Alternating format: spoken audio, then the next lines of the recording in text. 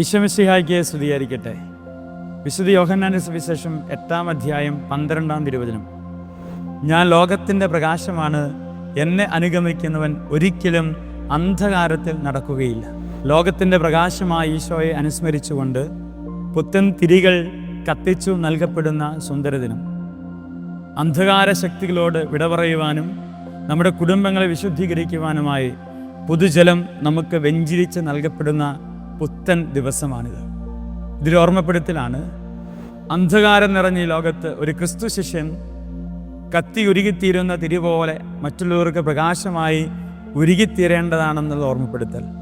അടിമത്തങ്ങൾ നിറഞ്ഞ ലോകത്ത്, പൈശാചിക തിന്മകൾ നിറഞ്ഞ ലോകത്ത് ഒരു ജലം സാന്നിധ്യം കൊണ്ട് വിശുദ്ധീകരിക്കപ്പെടുന്നത് പോലെ എൻ്റെ സാന്നിധ്യം വിശുദ്ധീകരിക്കാനുള്ള കൃപയാക്കി മാറ്റണമെന്ന് ഓർമ്മപ്പെടുത്തുന്ന സുന്ദര ദിനമാണ്.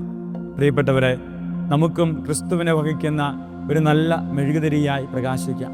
പൈശാചിക തിന്മകൾ വിളയാടുന്ന ലോകത്ത് എൻ്റെ സാന്നിധ്യം കൊണ്ട് അനേകായിരങ്ങൾക്ക് കൃപയായി മാറട്ടെ.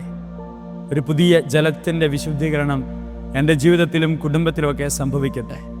ഈ വലിയ ശനിയുടെ, ദുഃഖശനിയുടെ എല്ലാ മംഗളങ്ങളും സ്നേഹത്തോടെ ആശംസിക്കുന്നു. ദൈവം അനുഗ്രഹിക്കട്ടെ. ആമേൻ.